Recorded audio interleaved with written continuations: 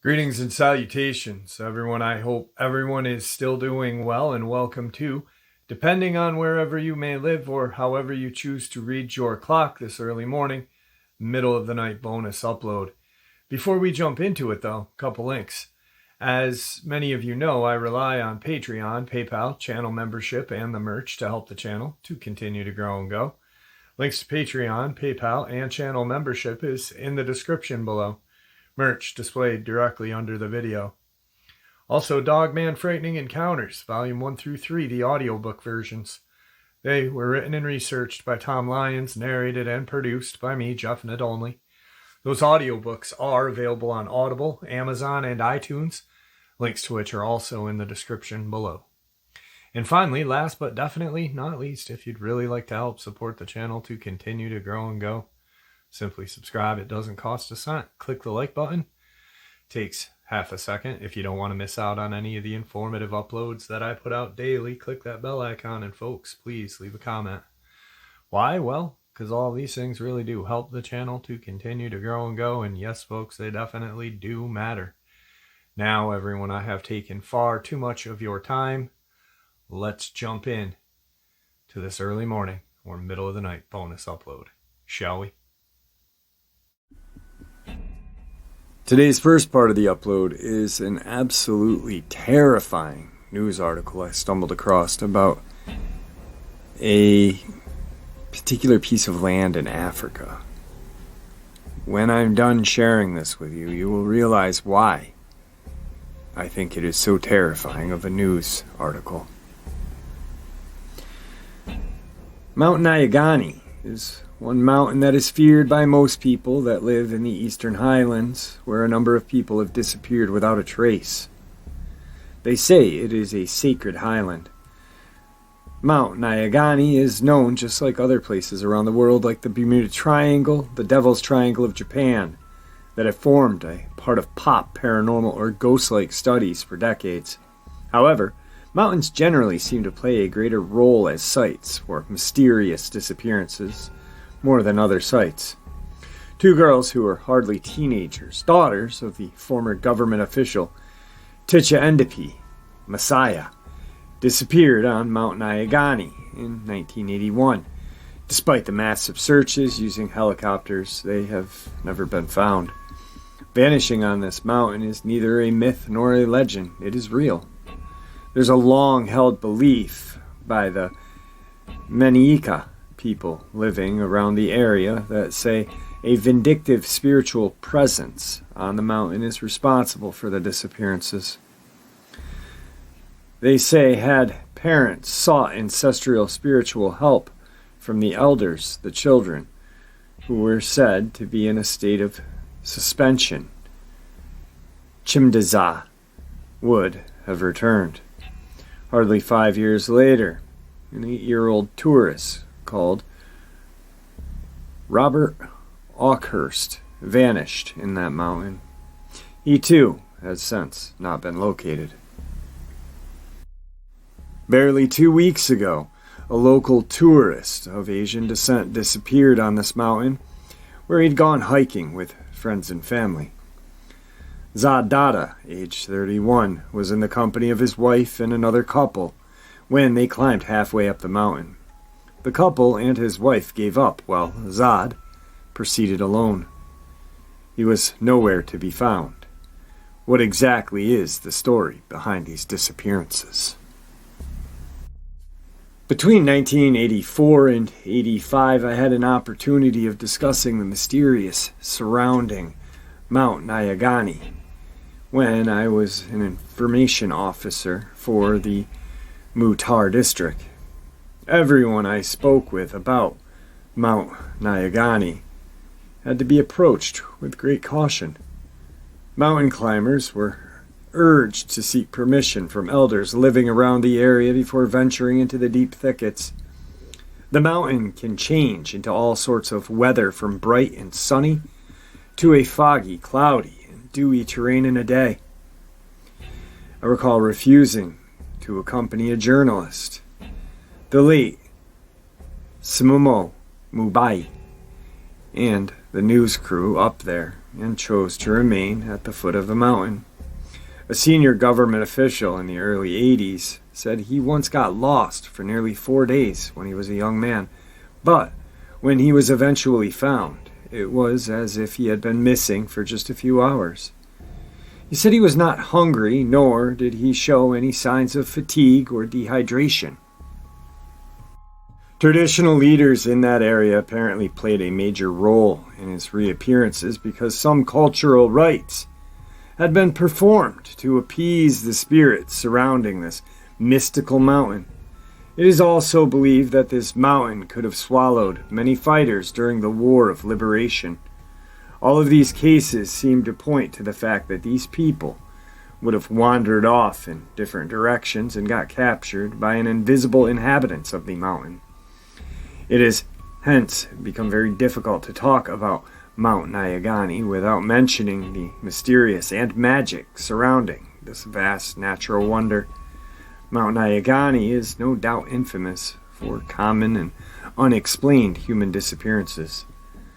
The mountain is the highest in Zimbabwe, standing at 2,592 meters, or 8,504 feet. Say when you come across a strange, colorful snake, a smoldering clay pot with no fire in sight, or a brick of gold, it's best to pretend that you've seen nothing and move on.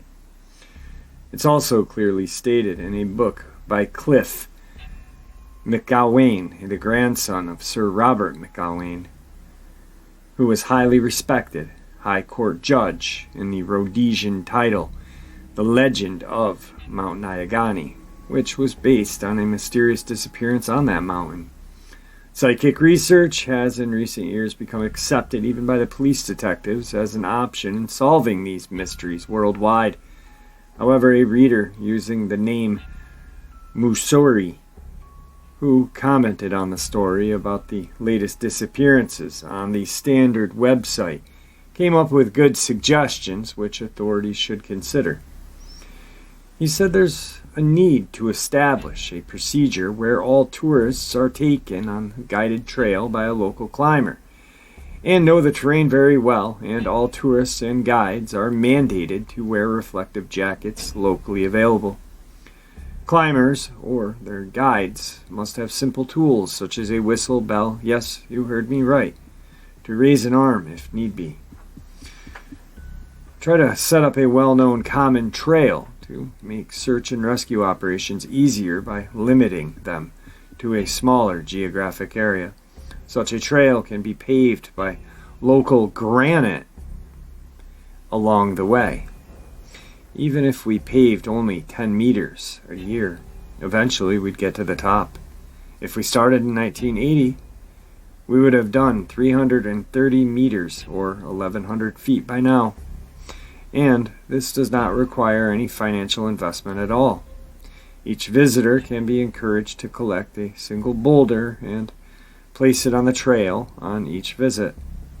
This idea sounds ridiculous and crazy. Well, find out a little bit about the Great Wall of China, Missouri said.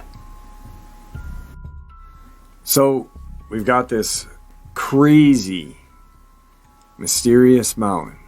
Are there cryptids living on it? Probably. Are they the cause of the disappearances? Quite possibly. But yet, could there be a portal on there? I mean, they're comparing it with the Bermuda Triangle, the Devil's Triangle of Japan. Quite possible. Interesting thing that was stated right in the article was granite. Very weird. Very weird indeed, my friends. I don't know. Anyway, moving on. Today's second part of the upload. My grandparents purchased a cabin in western North Carolina in 1991. The property is about 4 acres and backs up to the Nantahala National Forest on 3 sides. The cabin is off a dirt road that has campsites all down it until you reach the main road on the other end. It's a long dirt road, so there are many free campsites. As my grandparents aged, they quit making the trip there, and taking care of the property was almost impossible for my grandfather alone. No one else in the family wanted the responsibility of it, so I jumped on the opportunity to own it. I've been going there for weeks on end since I was born to hike, fly fish, and learn about the land, and recently care for a home and property. I've spent many nights there totally alone with the dogs, or more recently now, my 18-month-old tags along. I've never felt afraid, and I've never feared the woods or critters in them. I have a healthy respect for the wild, but never a fear. I took full control about 3 years ago, and it was empty for roughly 5 to 6 years before that. Needless to say, my husband and I had put some very serious time, money, and labor to get it back to livable conditions. As we finally reached that point, we started inviting people to stay with us for weekend trips and vacations. My husband's friend Benji came to visit us one weekend while my husband, mom, cousin, and 2-month-old were staying there as well. Benji planned on setting up a camp down the road, and we convinced him to at least stay and camp in the parking area, so we would be close. There's 0 cell service at the cabin and surrounding area. I put the baby down to sleep for the night, and we all sat on the porch, totally surrounded by the woods. The moon was out, and there was enough cabin light to see all around the home. We were shooting the shit, telling jokes and old stories, when out of nowhere, even with us being loud and goofy, the deepest, angriest yell/growl came from the woods. I can only explain it as an unthinkably large man yelling in pure anger or absolute disgust. It was definitely on the property, but it wasn't close enough for us to see anything or hear footsteps or other movements. My cousin, a 55-year-old woman that grew up in the backwoods of Alabama, turned white as a sheet and ran inside to sit with the baby without saying a word. My husband quickly grabbed every gun we owned, and we stood quietly without dressing what just happened, totally freaked out. I was trembling, the hair on my neck stood straight up, and I was in the cliche mama bear protection mode. Not a minute later, I noticed something even scarier than the noise itself. Now, as a side note, the forest, woods, whatever you want to call them, is loud during the summer in the southeastern U.S., sometimes damn near deafening. The bugs are screaming, birds making noise at night sometimes, animals scurrying around in the leaves. You get the idea. Well, after this thing howled or growled or yowled, like I've never heard before, the forest went silent. I'm telling you, I could hear my heartbeat in my brain. It was so silent.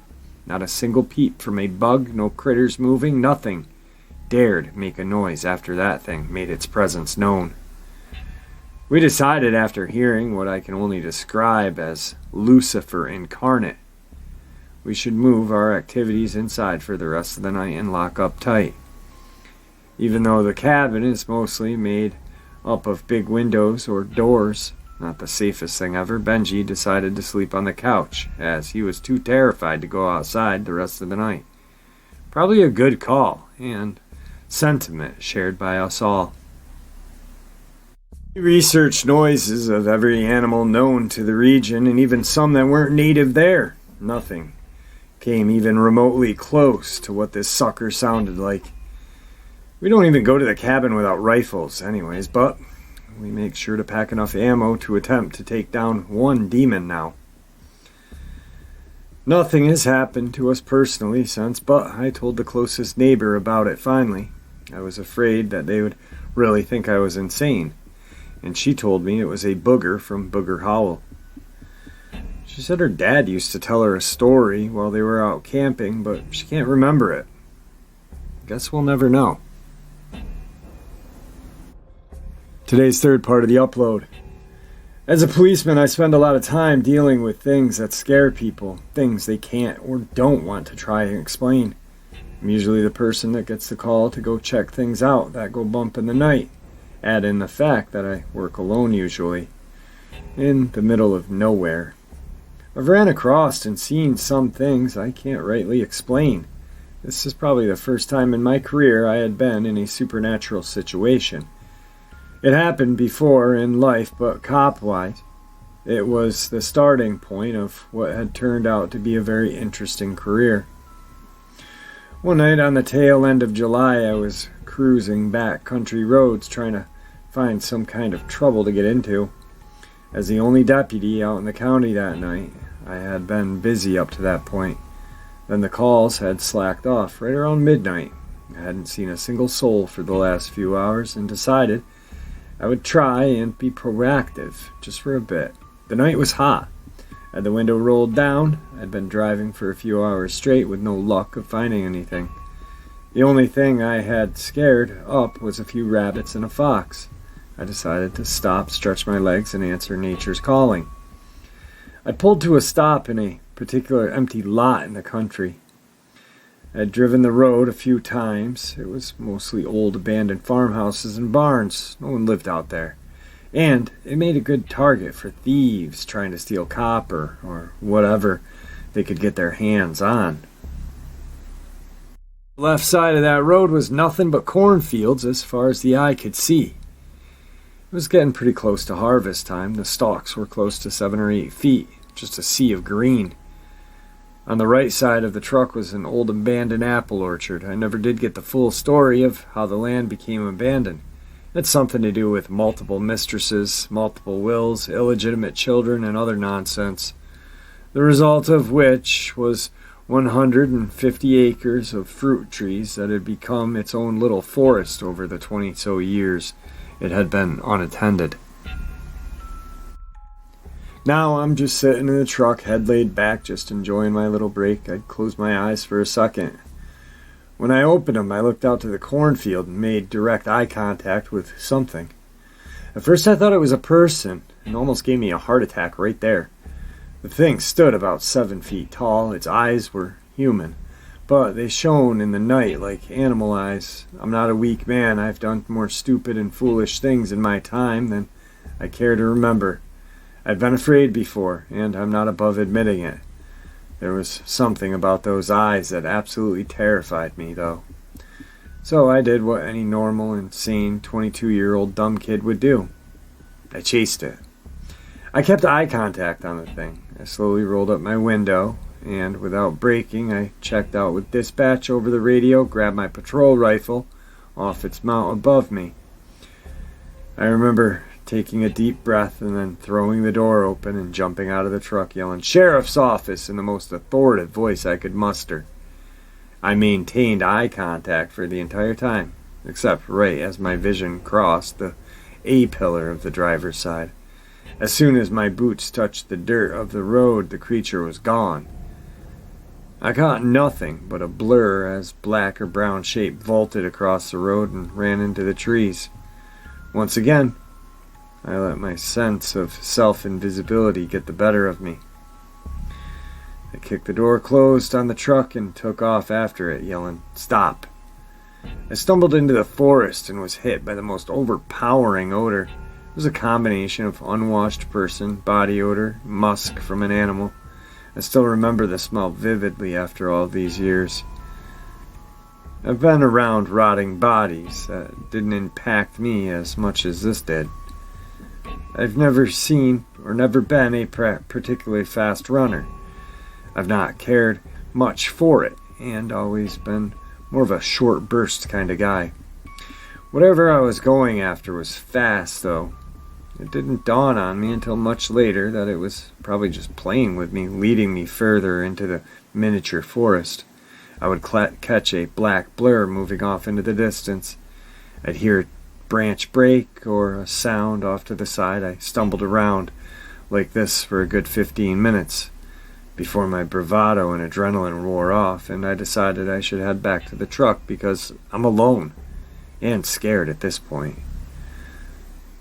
The whole way back, I had that itch between my shoulder blades like I was being watched, like I was the intruder in someone else's domain. I made it out of the trees and back to the truck. It was in the same place I had left it, but driver's side door was open, dome light on, vehicle turned off with the key in the ignition. I knew I hadn't locked the door, but I knew I left it running. I often don't turn my truck off during the shift. I checked the truck to make sure it was empty. That same smell filled the cab of the truck. It was in the seats and carpets, like something sat in my seat and just wallowed around in it. I started the truck and got out of there as fast as I could. I didn't tell anybody about this. I just told dispatch I thought I had saw something. Turned out to be nothing and left. Around a year later, during one of those few times I rotated to days, I had a partner to work with. I was driving around on the opposite side of the county. I had just cleared a little cattle call, playing cowboy, pushing back some steers into the fence, when my partner called me wanting to know where I was. He was scared, and I could hear it in his voice. I let him know where I was, and he asked if I could meet him down in the southwest part of the county. There was an old gin down there. It just happened to be in the same general area of my encounter a year prior. I had never told him about it, but I agreed to meet him. The story I got from him was he pulled into the same cornfield from a year earlier, not too far from where my story took place. He had backed into a little turn row and used to maintain the pivot. He decided to stop there and get a few minutes of rest. It was Sunday morning. Like most of our Sundays, nothing would really happen until after lunch when people started to get active. My partner had dozed off for a few minutes and must have woken by his truck being violently shook back and forth with a dust cloud dissipating around him. He first thought it was me just messing with him. When he got out to check, he told me he smelled the nasty animal odor. Not finding anything out of the ordinary, he went back to get in his truck and drove away. He drove down to the gin, got out, and walked around the place to make sure no one was there. When he went to get back in his truck, he noticed a handprint on the top of his window. Now, anyone who has ever driven a truck down a dirt road will tell you handprints on a vehicle fill with dust and stand out. He saw the print, freaked out, and called me. Right over his head on the top part of the door, the cab of the truck, was the biggest handprint I had ever seen in my life. I have average hands for my size. This was easily bigger than two of my hands. I told him my story. He described the smell nearly as I did. Neither of us ever found out what was living down there. I heard a few more stories over there in time. I even ran across a guy who convinced me it was the West Texas version of Bigfoot. I would answer a few suspicious person calls around the area over the next few years. I always kept an eye out, but never had another encounter like I did that night, though. Today's fourth part of the upload. I've seen this creature that resembles a werewolf on my family farm here in rural southwest Michigan. I'll start by explaining the property layout. The farm sits on 30 acres of woods, creek, marshlands. All of my encounters have come this year, 2016, from February to about a month or so ago, early June. The first came in or about the 8th of February at approximately 3:52 a.m. A heavy winter storm was hitting the area with some nasty weather. I was up early to get a jump on the snow shoveling, so the driveway was accessible for the propane delivery guy later that morning.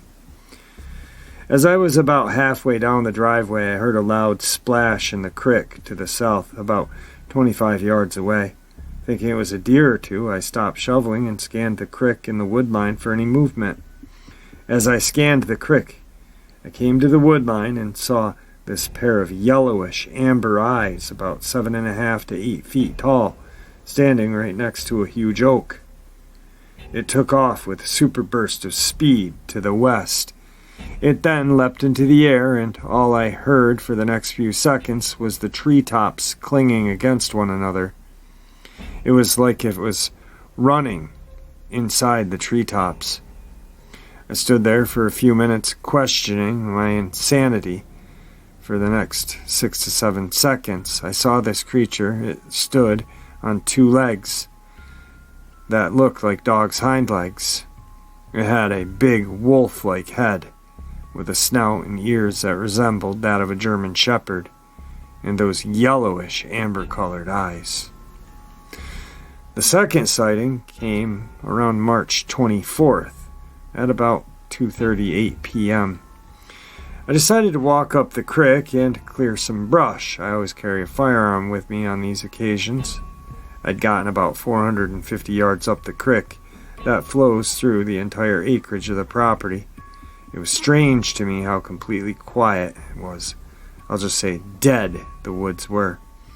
I always jump something up, whether it's a deer or turkey or duck. They're always there. I didn't even hear any birds, which was very strange. This spooky phenomenon of utter silence developing in the area of anomalous events is known as the Oz factor and is quite common in creature encounters. It was named for a British author and investigator, Jenny Wrens, after a strange alternate kingdom portrayed in L. Frank Baum's book, The Wonderful World of Oz. It refers to the same type of disorientation experienced by Baum's protagonist Dorothy after a tornado transported her from black and white world to the realm of color. It was a brilliant way for the movie to portray Dorothy's transition from the known to the unknown, and works equally well. Describe the Oz factor. To those who have experienced it, it's often described that all the birds and insects go quiet, as a change in the surrounding atmosphere affects their emotions. People have either felt profound sadness or paralyzed with terror. Sometimes the air seems to change, often to green or gold. I rounded the bend to the creek when up ahead, about 55 yards, was what looked like the back of a black bear that was digging into the bank of the creek. As I was setting my firearm down on one of the little islands in the creek, I snapped a branch, and it stopped completely. I froze and watched as this thing stood on two legs and started to turn around towards me. It stood 8 feet tall with a huge wolf-like head, snout, and ears of a dog, all black fur. In the first encounter, the creature's fur was gray with some white. This one was all black. It kept glancing over to the east and then back towards me. It had not yet seen.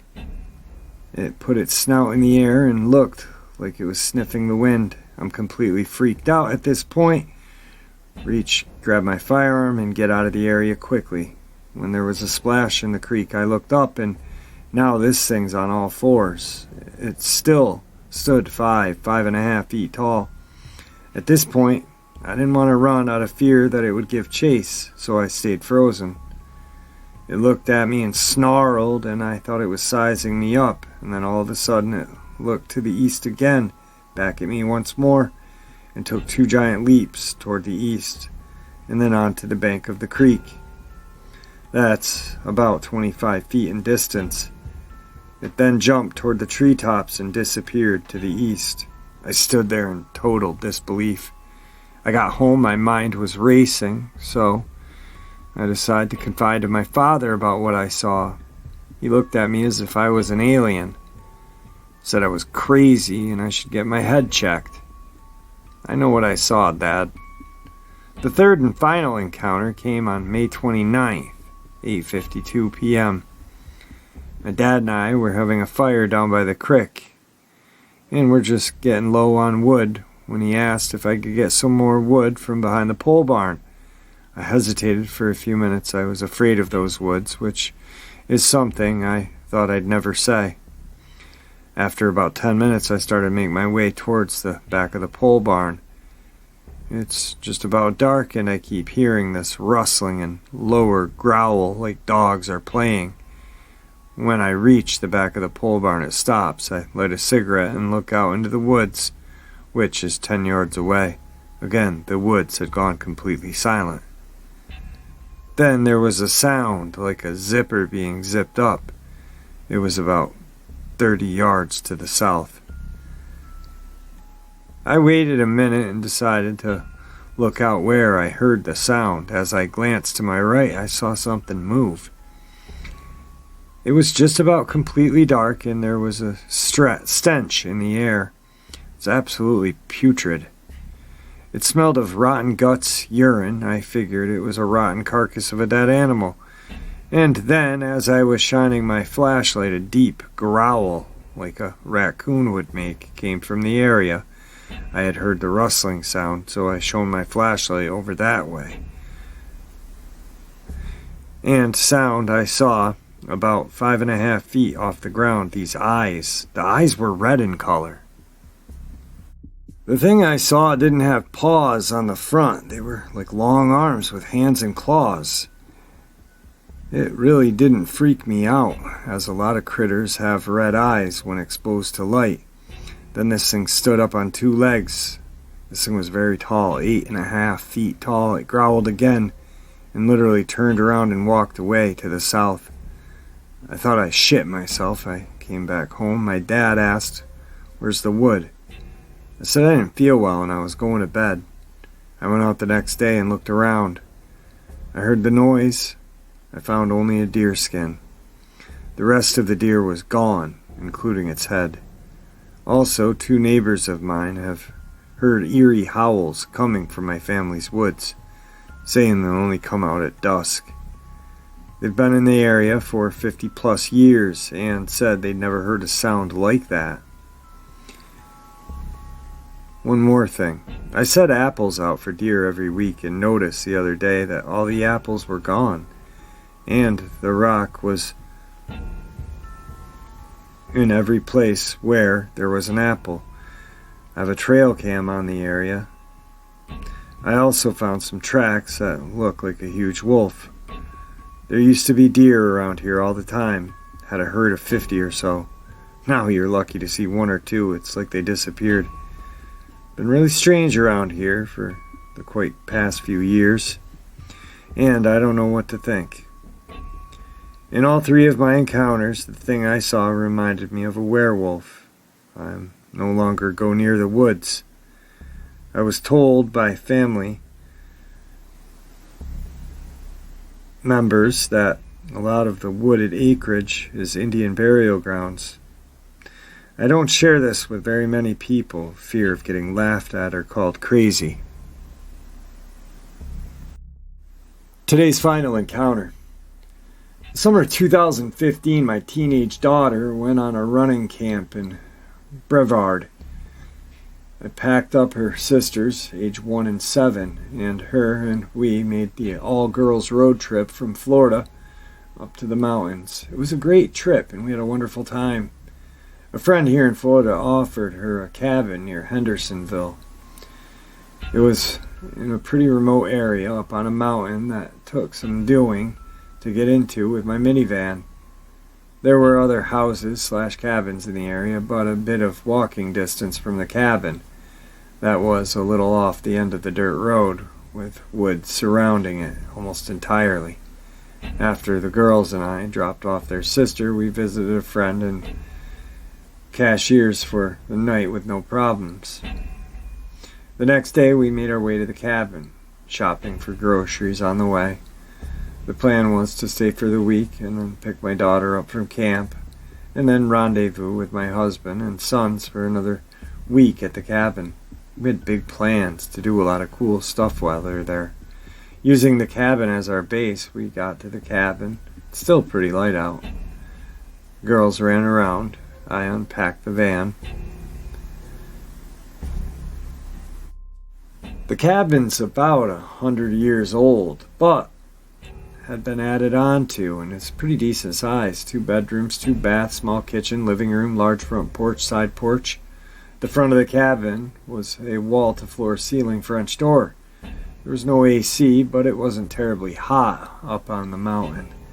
This cabin had been a family retreat for my friend for many years. There was a gun safe because her husband liked to hunt.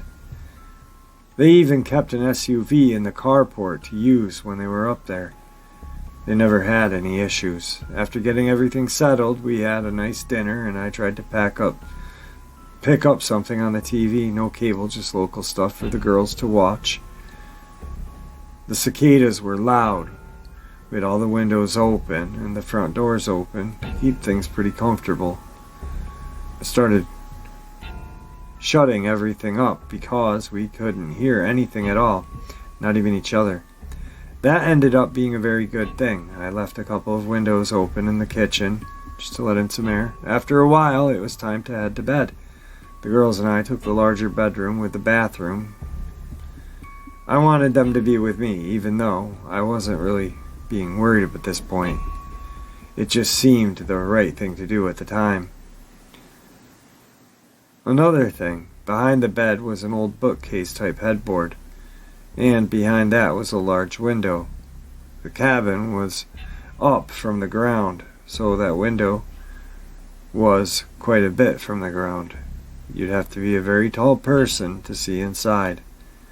There were curtains on the windows, but they weren't shut down, and didn't really need to be. When I was standing, I could see out into the woods. As the night fell, it got very dark where I was. I could see a light coming from the distance from the closest house. But that was it. When I say close, that's pretty relative.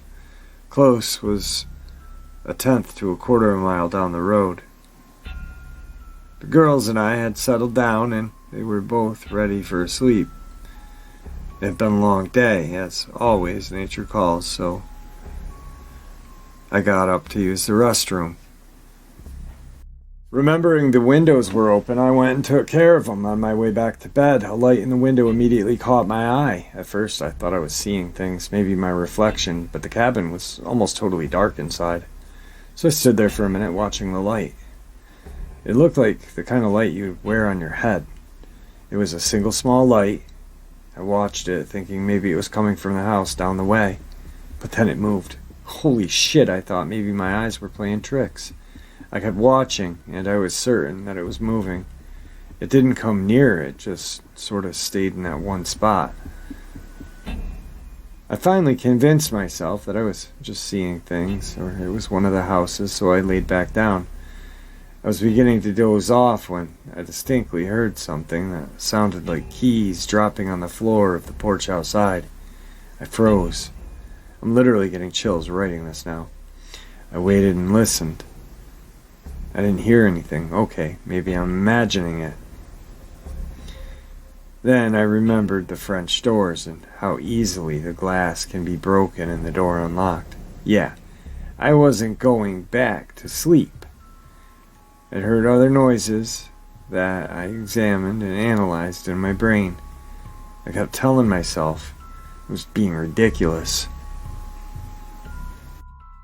And then I heard it, distinctly scratching on the window behind me. It was it. I got my phone, called 911. I told them everything and grabbed a long knife that was lying on the dresser and immediately put myself against the bedroom door that didn't even have a lock on it. I had no access to the gun safe and, unfortunately, wouldn't be of any use anyway because I didn't know how to load a gun or use it. It took a while for the police to get up on the mountain, and since it sat between two counties, they sent both patrols. The whole time I'm thinking about my girls fast asleep, and if I would be able to fend off whatever this was.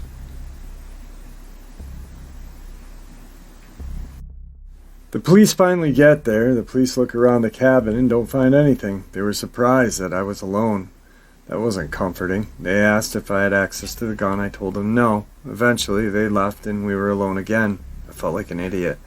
I stayed up the rest of the night with my phone in hand. I still heard noises outside of the cabin. Whenever my phone went dark, I could hear it. But then I would open it up again, and it would be light in the room. The noises stopped. I literally did.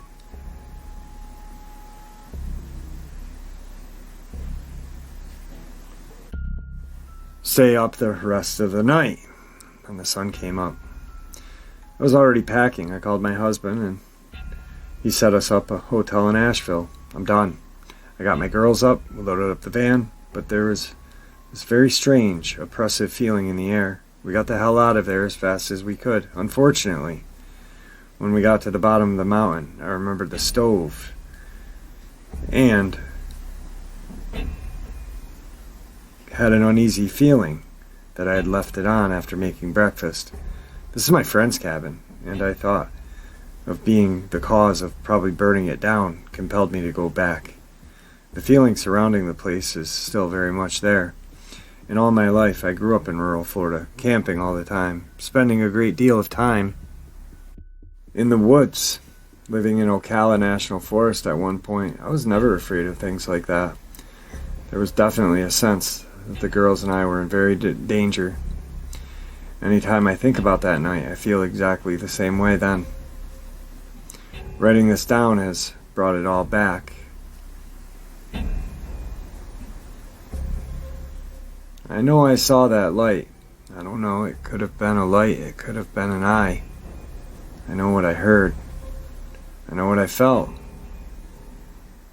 I know I will never be in a situation like that again on the Blue Ridge Mountains. And there you have it, folks. I do hope you all enjoyed this early morning, middle of the night bonus as much as I enjoyed sharing it with you, and I'd like to thank you all for supporting the channel. After all, it is your support that keeps the channel growing and going and what gives us all a place and a chance to share our experiences and theories judgment-free.